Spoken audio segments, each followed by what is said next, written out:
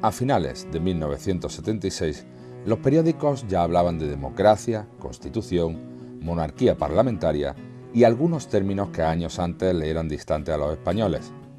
En tan solo un año todo cambió. A pesar de que los partidos y sindicatos de izquierdas estaban todavía ilegalizados, ya se barruntaba un futuro donde todos tenían cabida. Todos menos el PC y los que estuvieran a su izquierda, aunque ya significaba una incógnita, que era mucho si miramos un año atrás en el tiempo. Días de cambio rápido a los que a algunos costaba asimilar.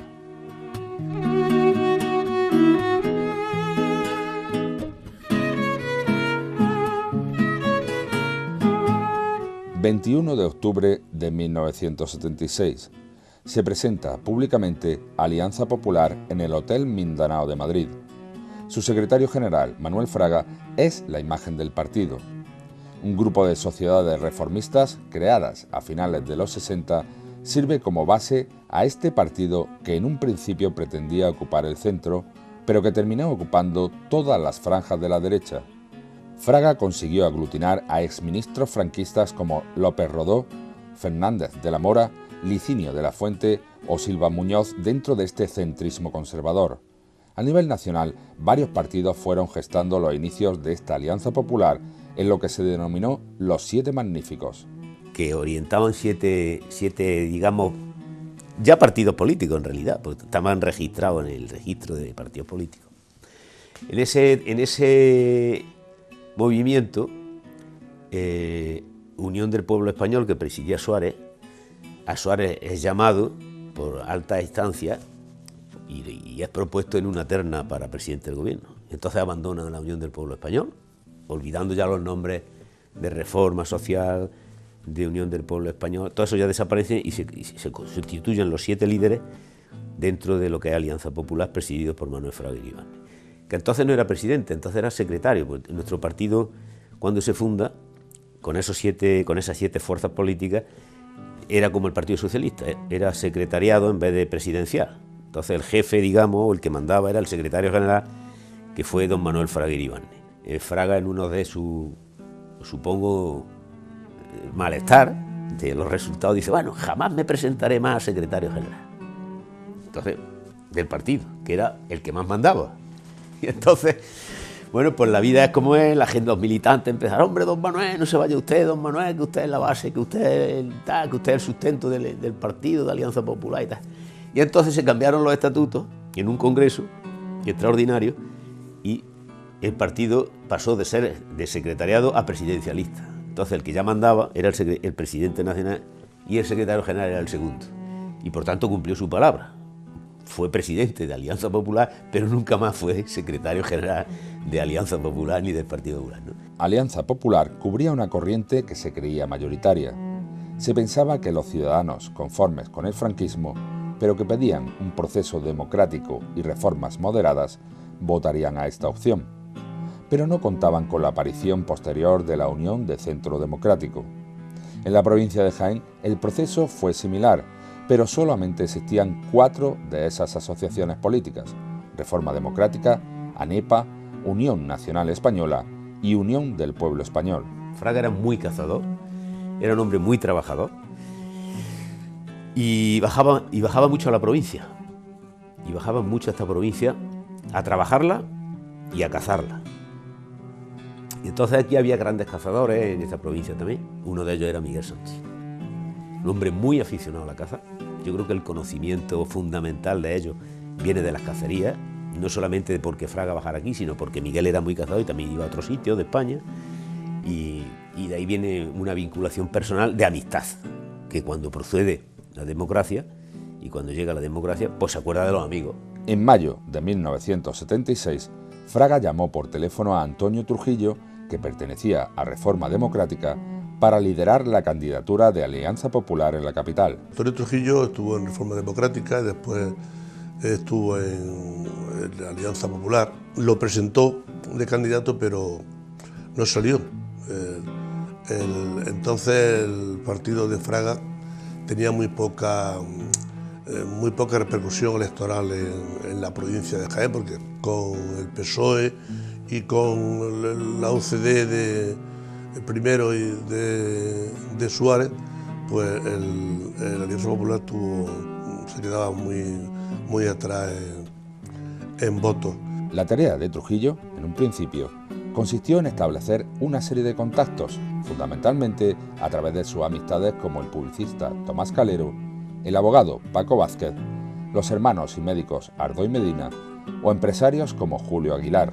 Antonio Trujillo era una persona con grandes inquietudes y además muy cualificada y pudiéramos decir que muy cerebral, muy ajustado en el pensar, ¿eh? Y él tenía las cosas totalmente claras, tanto es así que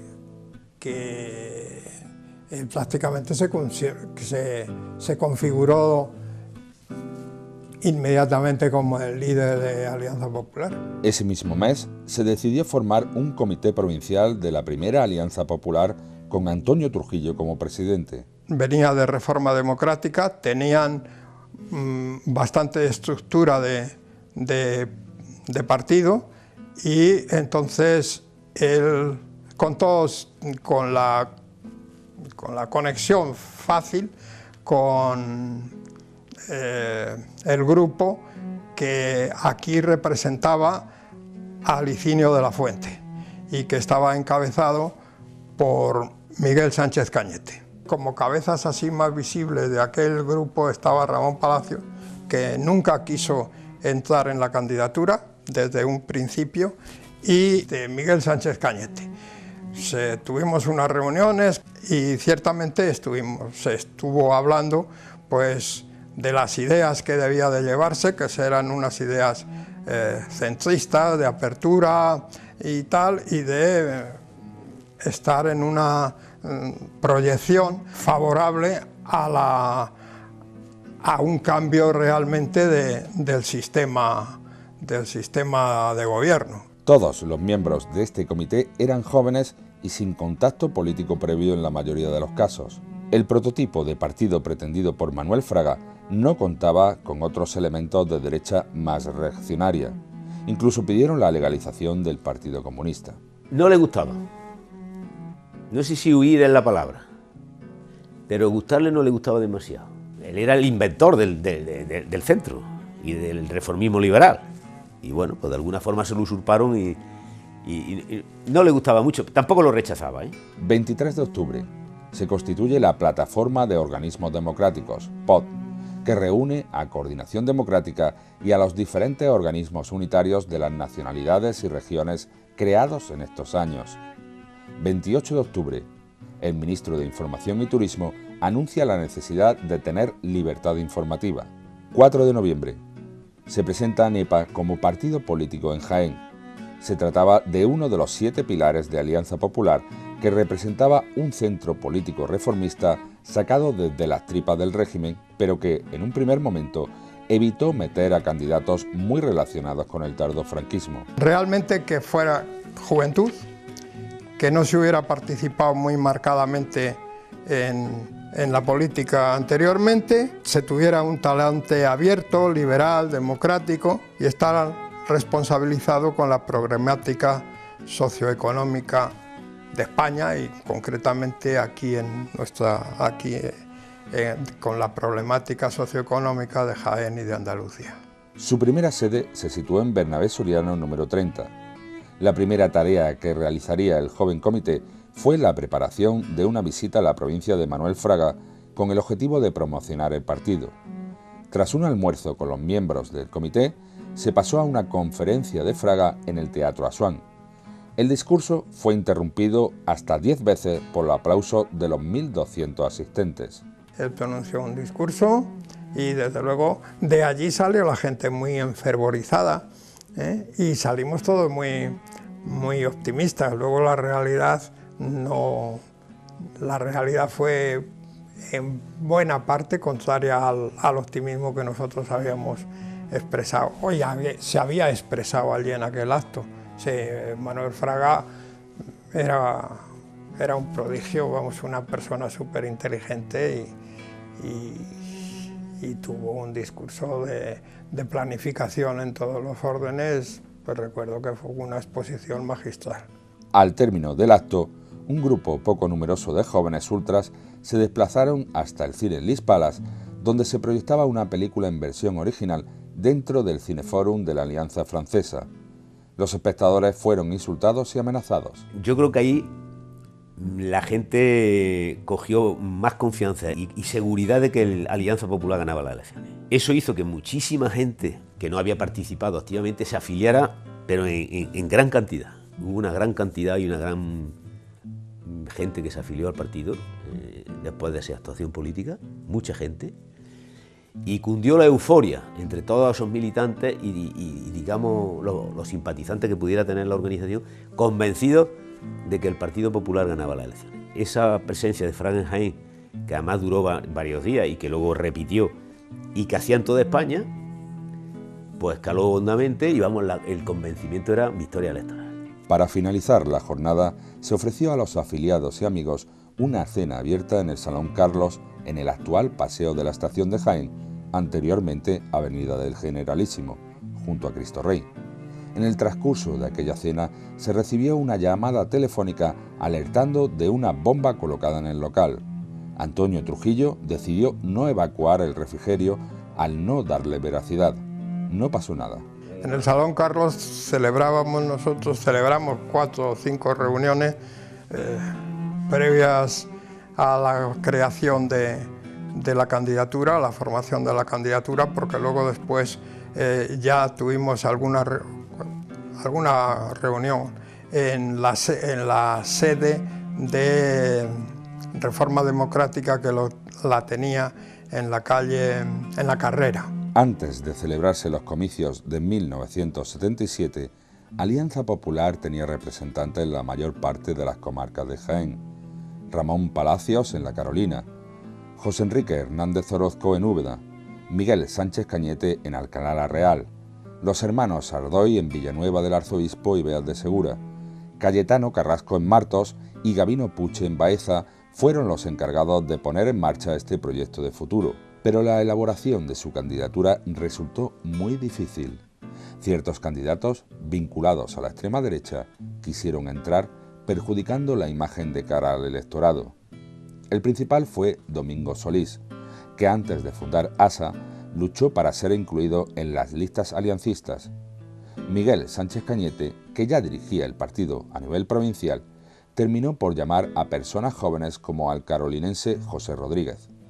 Los postulados aliancistas generaron un discurso mucho más moderado y democrático del esperado por los elementos reaccionarios.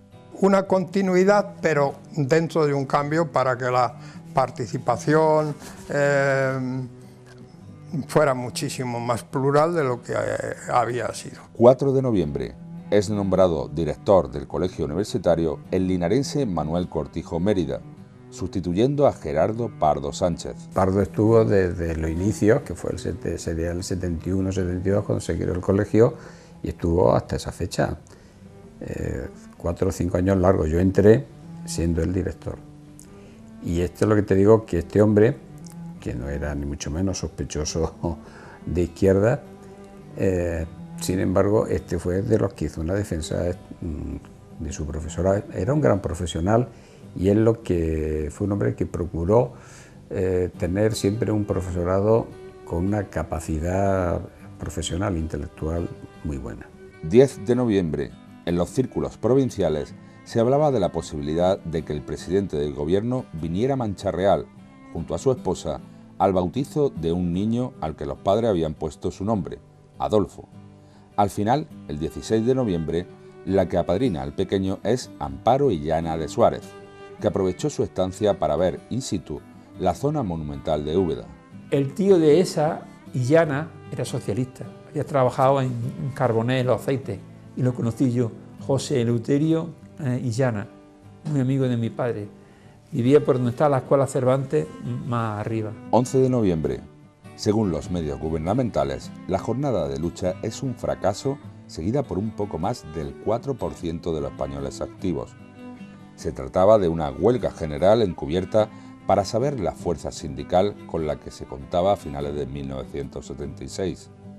Esta movilización para toda España estaba impulsada por COS, la coordinadora sindical que aglutinaba a todos los sindicatos de la oposición y que había nacido 4 meses antes. Se estaba intentando negociar por parte del gobierno de la UCD un estatuto laboral. Entonces, la única forma que tenían los sindicatos, y cuando hablo de sindicatos me refiero a comisiones, UGT no era casi nada y la USO no era casi nada. USO tenía alguna implantación muy sectorial en una parte de Huelva, en Andalucía, no nada más, una parte de Asturias, una parte de Euskadi y una parte de Cataluña. No era nada. ¿Quién era la comisiones? Comisiones era el movimiento que estaba irradiado en toda España y el más combativo y, por supuesto, el más duro, ¿no? Duro en el sentido del más representativo de todos. Realmente, a pesar de sus reivindicaciones salariales, fue una movilización generada por el PC a través de Comisiones Obreras, el sindicato más fuerte en 1976, y tenía un condicionamiento político para presionar al gobierno. La trascendencia real que tuvo en nuestra ciudad fue escasa. No fue huelga general, no era huelga general, era una jornada de lucha, pero no se podía decir huelga general porque hubiera sido un fracaso mayor. Era una jornada de lucha para que quien pudiera fuera. Porque nosotros salíamos con mucha fuerza de la dictadura, pero fíjate que una provincia como Jaén, más allá de Linares, más allá de algunas empresas puntuales de Andújar y de la Carolina, algo en Jaén capital, y muy poquito, no se paró nada más. Es decir, no fue un fracaso, pero tampoco fue un éxito. Fue eso, fue realmente un pulso de saber dónde estábamos cada uno. 18 de noviembre se aprueba la Ley de la Reforma Política tras un pleno eterno donde se crearon pactos, llamando uno a uno a los procuradores, para llegar al suicidio político de las últimas cortes franquistas. El llamado Búnker, comandado por César Girón de Velasco y sus acólitos, es el único grupo que rechaza esta ley. Al final, mayoría aplastante. La ley de la reforma política de Adolfo Suárez, entre otras cosas, que el botón los mismos franquistas dijeron sí a la ley y se hicieron el harakiri, ¿no?, en aquella sesión tan histórica.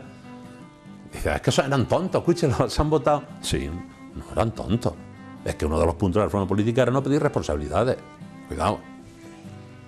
Dice, bueno, ¿y cómo le van a pedir responsabilidades a un torturador del franquismo si es que eso era con Franco? Sí, pero con Franco, aunque lo toleraban, ¿qué ley franquista dice que la tortura está permitida?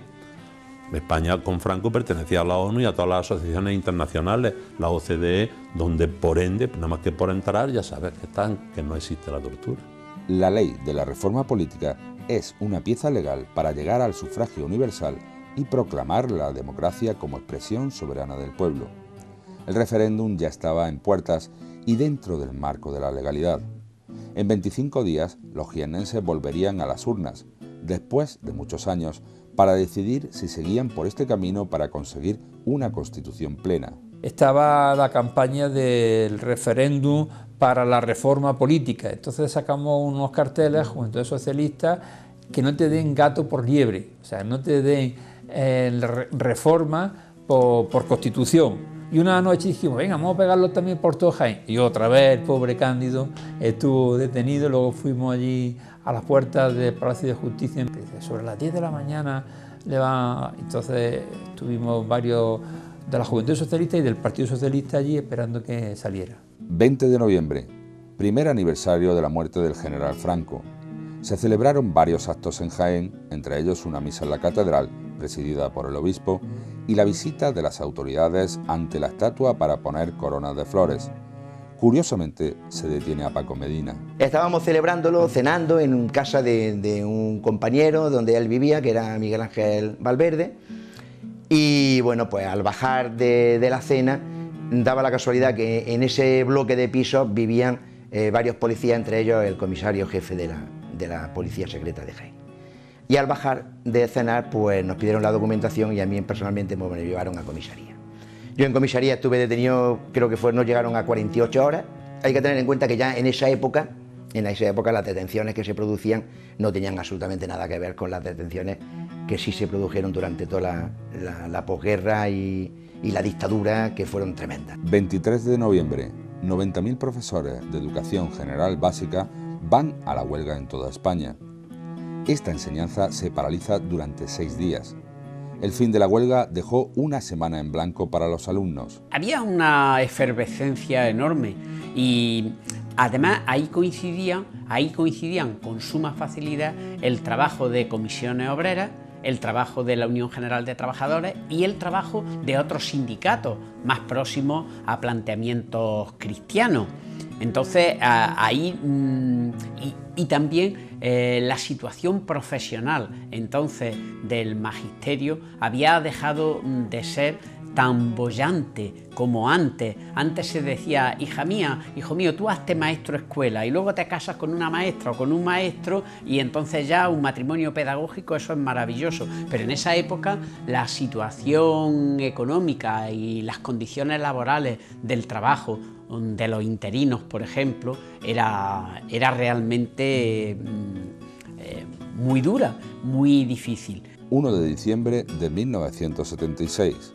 Magisterio también se pone en huelga unos días después de los profesores de GB. Eran las primeras huelgas que ven la luz en Jaén. Antes se habían hecho soterradamente bajo la denominación de paros. No había teléfonos móviles, no podías llamar por fijo porque te lo tenían pinchado. Quedábamos y decíamos, pues cada 15 días y nos reuníamos en bares de carretera. Normalmente era por los bares de carretera cerca de Bailén. Y me acuerdo que una vez llegó, estábamos 8 o 10 y llegó la Guardia Civil y como más de 3 personas no se podían reunir, dijeron que por qué. Dijimos que era una despedida de soltero. Hubo ahí unas luchas importantes por parte del profesorado que apoyábamos muchas veces, en muchas ocasiones, el alumnado, y a la inversa, el profesorado, cuando el alumnado, por ejemplo, reivindicamos que había que eliminar el acceso directo de magisterio, por ejemplo, o que teníamos que formar parte de los claustros, porque los alumnos planteábamos que una de nuestras reivindicaciones era que queríamos formar parte y tener voz y voto en los claustros tanto de magisterio como del colegio universitario. Entonces, digamos que ahí había una reciprocidad entre el alumnado y profesorado y alumnado, apoyando las reivindicaciones de uno y otro siempre, ¿no? Y Jaén, en ese momento y en esa huelga,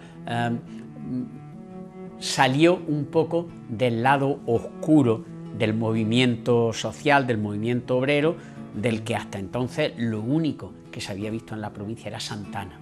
Durante algunos meses, en la capital, tan solo se pone en huelga el sector de la enseñanza. Porque había mucha precarización, había mucho interino, pero son convocatorias nacionales. Eso no es una convocatoria que nace de Jaén, capital, como algo genuino. Son convocatorias nacionales y hay un seguimiento de eso. Tiene una virtualidad y es que es una movilización que empieza a plantear pues, ya temas muy sindicalizados. Era democratizar la enseñanza, el acceso a la universidad pública, pero era también por cuestiones laborales. Estabilidad laboral, más plazas de oposiciones, más reposiciones en las plazas. Es decir, ellos introducen elementos netamente sindicales y por eso tienen un mayor seguimiento. Es decir, si hubiera sido una huelga, entre comillas, política, no hubiera ido nadie. 2 de diciembre. Comienzan los primeros posicionamientos de cara al referéndum del proyecto de ley para la reforma política del día 15. La campaña comenzó el 26 de noviembre. En aquella época había dos líneas claras, ¿no? Reforma o ruptura. Reforma, pues lo que pretendía Adolfo Suárez, lo que pretendía el PSOE. Entonces se hablaba de reformar las instituciones, pero por ejemplo no se hablaba todavía de legalizar el PC. Esas cortes eran unas cortes que había creado el dictador, no se nos olvide.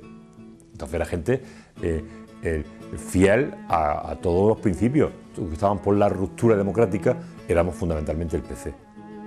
Lo que ocurre que Adolfo Suárez hace una estrategia muy hábil, y es que él decide que va a hacer una reforma que va a ser casi una ruptura. 5 de diciembre, 27º Congreso del PSOE, realizado por primera vez en España desde 1932, aunque todavía en clandestinidad. Tuvo lugar en el Hotel Meliá Castilla de Madrid.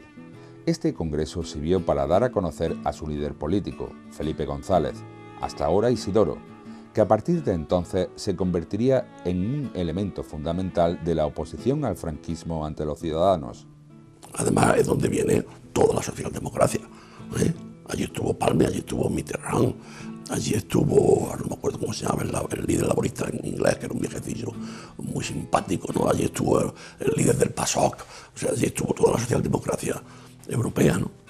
Y bueno, era en la clandestinidad, ¿no? Se suponía que, pero era ya con la apertura que se produjo, en la que se nos dejaba hacer, precisamente para que pudiéramos construir lo que necesitaba Suárez que se pudiera construir, evidentemente. Nosotros, socialistas de Alemania, de Francia, de Suecia, de Inglaterra, reconocemos al Partido Socialista Obrero Español como nuestro legítimo, entre comillas, partener, representante, partido hermano. Bueno, pues evidentemente, y con Franco ya muerto, no hay que ser una lumbrera para darse cuenta por dónde iban los tiros. Subimos Manolo Martínez Plaza y yo desde Granada, que estábamos estudiando ya en Granada. Allí vimos pues a Felipe González, a Alfonso Guerra, a Mitterrand, a Bettino Caracci, a Mario Soares.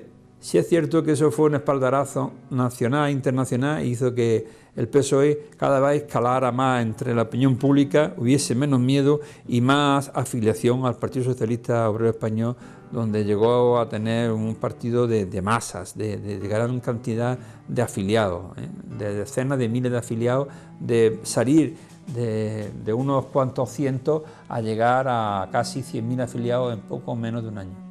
También sirvió este congreso para que se fusionaran el sector renovado, donde se encontraban la nueva figura del socialismo, encabezado por Felipe González, y el sector histórico, encabezado por Rodolfo Llopis, que permanecía fiel a la pureza ideológica marxista. Unos días antes se habían fusionado en la capital. Que desde el exilio, en un momento determinado, van por mi padre. Entonces, claro, no lo pueden acusar de no estar entregado a la causa. No lo pueden acusar de malversación de nada, de dinero, ni hostia, claro.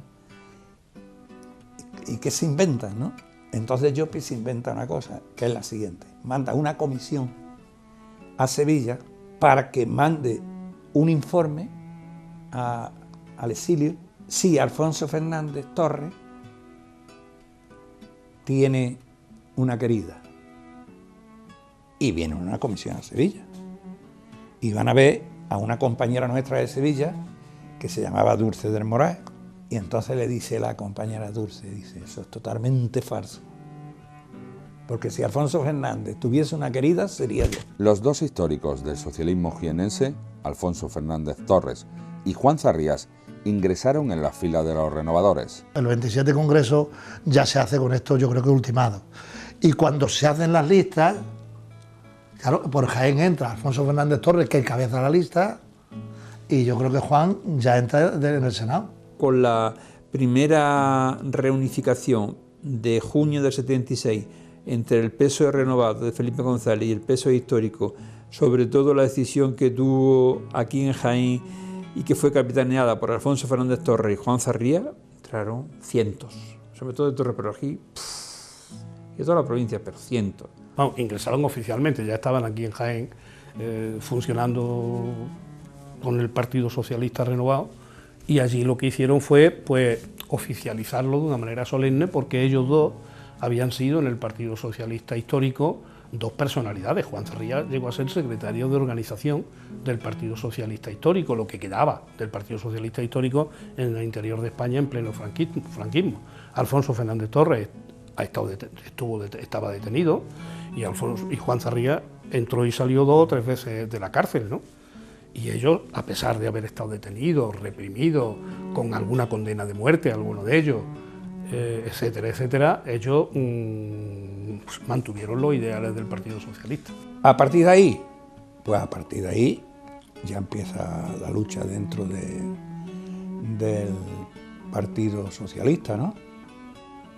Después ya, bueno, seguirá avanzando el tiempo, con todos sus problemas, sus cosas, las tendencias dentro, la lucha. Pocos días después, el histórico socialista Alfonso Fernández Torres vuelve a su pueblo, Torreperogil, tras su destierro.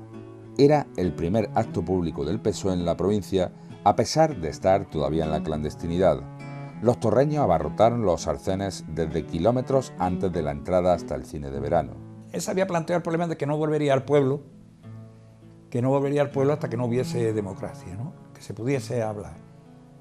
Y efectivamente lo cumplió, ¿no? Porque incluso mi abuelo, que murió unos pocos de años antes, él estuvo a punto de venir al entierro, pero mi madre misma